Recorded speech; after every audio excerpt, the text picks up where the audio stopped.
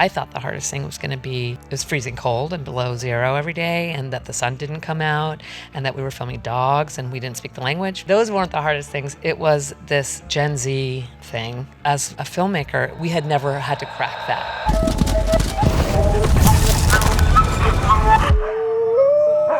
So when you went on your tour of the different folk schools, why was this one the one that you wanted to pick, even if it was the most northern and most frozen? Right. There was a lot of factors. Obviously the dogs and the location.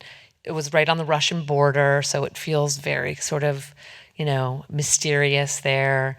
And it's in Finnmark, which is a special part of Norway that most Norwegians don't even go to. It just had this ancient feel to it. So the location was really incredible. But then also the teachers tipped us because, we went there, we had an evening with them, drinking wine, and them telling us why they decided to have this pretty radical life path of living in the Arctic and pushing children to sort of find their bravery. They really touched us. And we wanted, if nothing else, we knew they could anchor something special. Did you have any anxiety about being able to pull it off? Of course. I always do. I mean, when you're doing observational filmmaking, which is what we primarily do, it's always a roll of the dice. And I'm always really grateful that anyone will give us money because there's no script. It's we don't know what the ending is going to be.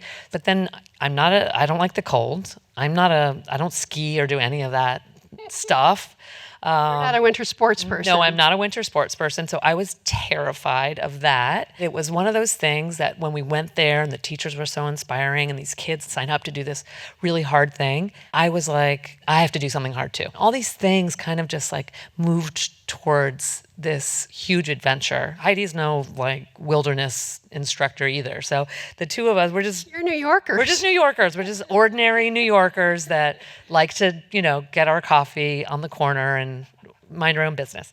Yeah. So we jumped off a cliff kind of on it, but the nervousness was what was exciting. I loved it. I have a theory that it was the dogs that pushed you over. We're both dog lovers and have dogs, but have also done a lot of projects about kids. The concept, being a dog lover, to think that they would use that as a tool seemed irresistible. I just knew it on some level that it would work. I feel very confident that dogs are a magic tool that humans have. They're one of the best things that we have in civilization, in my opinion. And I just thought that there was going to be some interesting outcome. So the dogs are a part of the dog sledding, which is some of the most exhilarating sequences in the movie.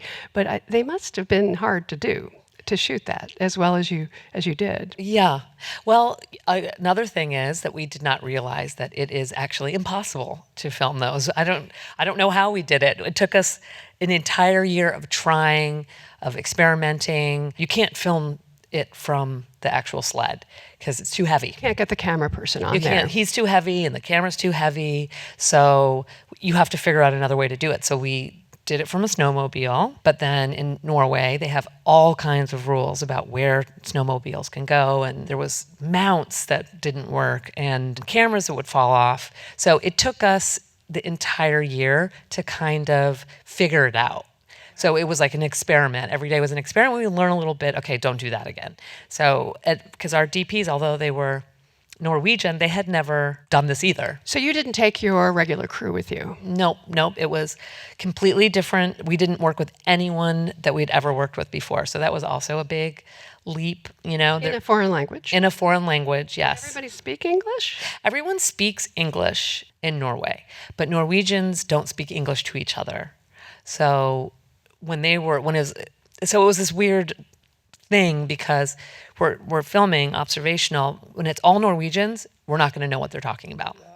But if there's a foreigner, like Roman, who's from the Netherlands, they will speak English because they're very polite. And if there's someone that's not a native Norwegian speaker, they speak English.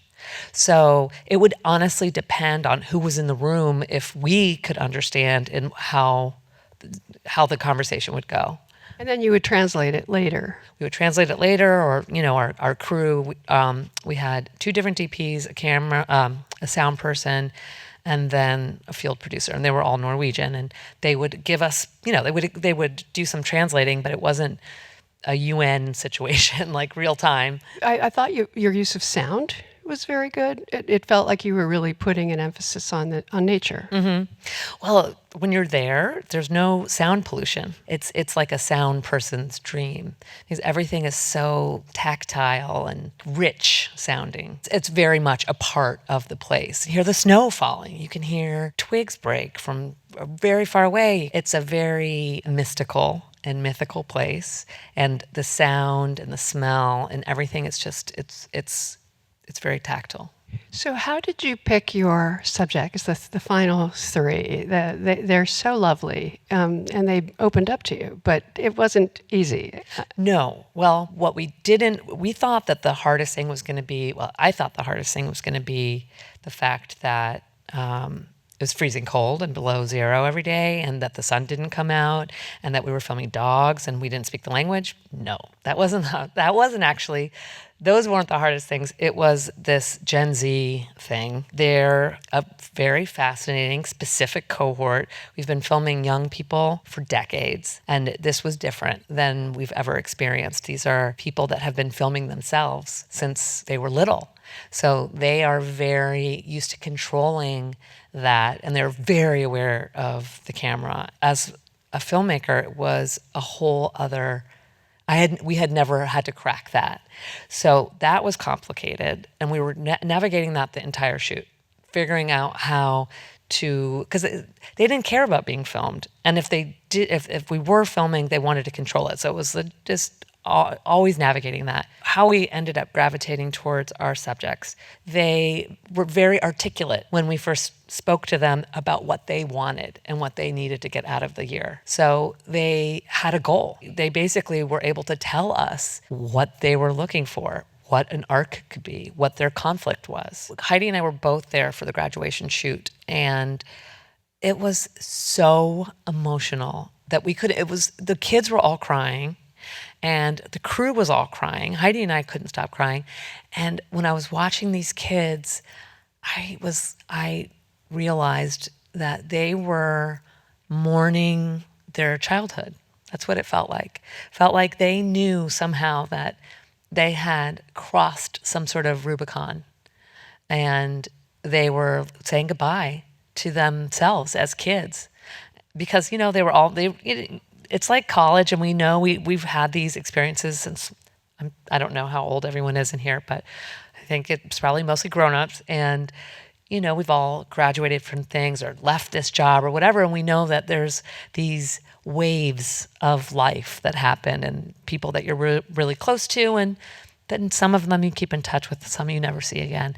And I think it was kind of the first time that these people were having that feeling. So it was very beautiful and emotional.